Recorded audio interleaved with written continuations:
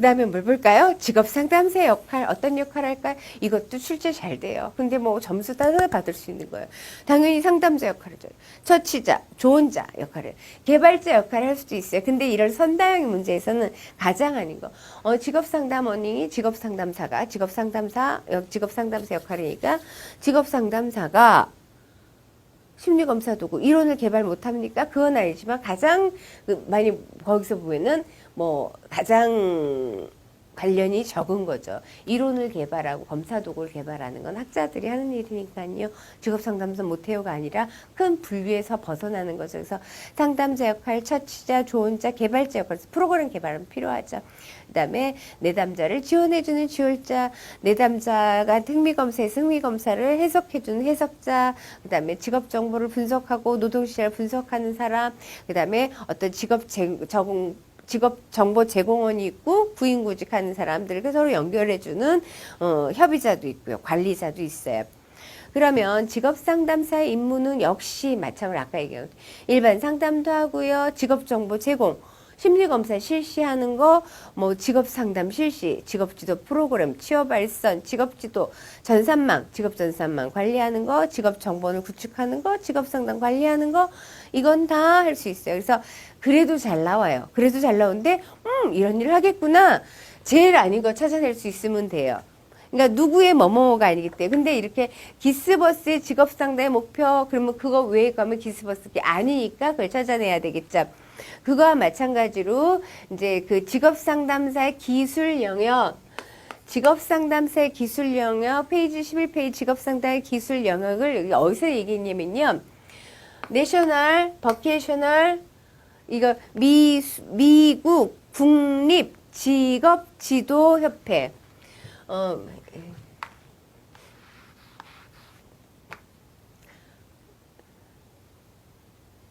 써야겠다. MVGA.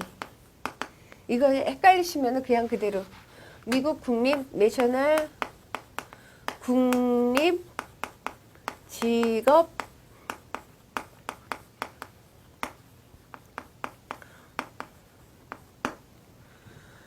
내셔널 미국에서 내셔널 버케이셔널 가이던스 어소시에이션 지도 협회에서 MVGA에서 이거 직업상담사에 필요한 영역 있어요. 직업상담 필요한 영역은 우리가 직업상담자들이 보통적으로 해야 되는 건 일반 상담 능력. 이건 어디나 다 이렇게 일반 상담 능력, 일반 상담. 그래서 상담 이론을 공부를 열심히 하는 거죠. 일반 상담 능력이 있고요. 그 다음에 어떻게 직업 상담이니까 정보 분석. 정보를 분석하는 능력도 굉장히 중요합니다. 정보를 분석하고 분석만 하는 것이 아니라 적용하는 능력, 적용 능력. 정보를 분석하고 적용하는 능력. 그 다음에 심리검사 실시하는 능력. 그래서 우리가 직업상담사 자격증을 획득할 때는 직업상담학, 직업심리학, 노동시장, 정보론 이거 배우죠. 법규도 배우고요. 근데 그것뿐만 아니라 세 가지 관리 능력 있고 거기 보면은 4번 관리 능력이 있죠. 그 다음에 5번 실행 능력 그리고 뭐냐면 조언만이 상담 관리 실행 조언. 그러니까는 이 앞서서 이 세 가지는 뭐 다 유추될 수 있는 거예요. 우리 상담학, 심리학, 정보론, 그 다음에 관리, 실행, 조언 능력이 필요하다. MVGA, 미국 국립직업지도협회에서는 그렇게 직업상담의 기술 영역을 6가지로 제시하였다. 그러면 일반적인 직업상담 자질은 역시 계속 객관적이어야 된다. 객관적. 통일된 동일시, 저도 책에 이렇게 건설된 냉철, 객관적이어야 돼. 지나치지 않은 동정심, 그 다음에 도덕적 판단이나 충격들을 그냥 넘겨보지 않고 이심, 객관성을 갖고 있어야 된다. 그 다음에 내담자에 대한 전인격 존경심이 필요하다. 그죠? 그 다음에 나에 대해서도 알고 있어야 된다. 성실성 얘기했잖아요. 나의 제한점이 뭐고, 한계점이 뭐고, 나의 가치관이 누구한테. 내담자는 미칠 것을 생각해야 된다. 그 다음에 심리학적 지식이 있어요. 인간에 대한 이해, 인간의 신체적, 사회적, 심리학적 규정료에 대한 기초지식을 갖춰야 된다. 인간을 이해하고자 하는 기본적 이론을 알고 있어야 된다. 그 다음에 직업정보 분석 능력이 필요하다. 그랬어요. 그 다음에 직업상담 활동력은 여러 곳에서 활동을 해요. 지금, 우리는 공부하는 파트는 고용노동부 직업상담원이죠. 고용노동부 산하기관에서, 고용노동부에서 활동을 하고자 이제 시험 준비를 하시는데요. 그거 외에 뭐 직업안정기관이나 훈련기관, 대학에도 많이 입직을 하세요. 직업상담사 자격증을 획득하고 나서는 많이 입직을 하십니다. 기업상담실 아니면 인력관리기관 같은 데서 많이 활용을 하죠. 그래서 직업상담에 대해서 살펴보았고요.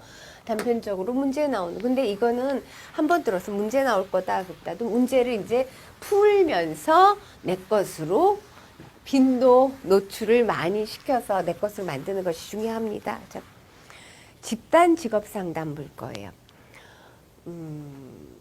상담 아직 들어가기 전에 바로 집단 상담, 직업 상담이나 청소년 상담 등 집단 상담 많이 이루어져요. 그러니까 상담이라는 것은 어떤 심각한 정신병리적인 문제 측면보다는 일상적인 발달, 그 정상적인 발달 경로에서 겪는 문제들을 다루는 것이 상담인데, 그 중에서 청소년도 발달 경로에 청소년이라는 상태에서, 그래서 청소년도 중고등학생 집단 상담 많이 하죠.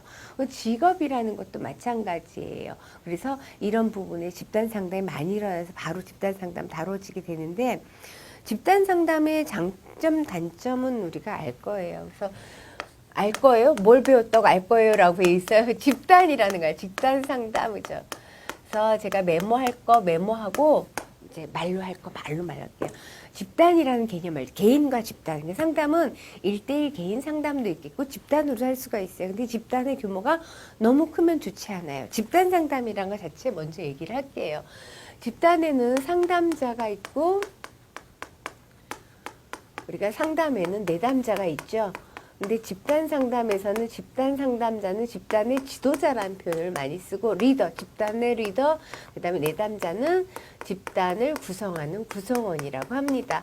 그럼 집단 상담이라는 것은 한두 명의 상담, 꼭 한 명의, 한두 명의 상담자가 여러 명의 내담자, 구성원들을 목적 달성을 해서 문제 해결을 해서 조력하는 과정인데, 이 멤버가 생각해 보세요. 여기 이제 지도자 이렇게 할게요.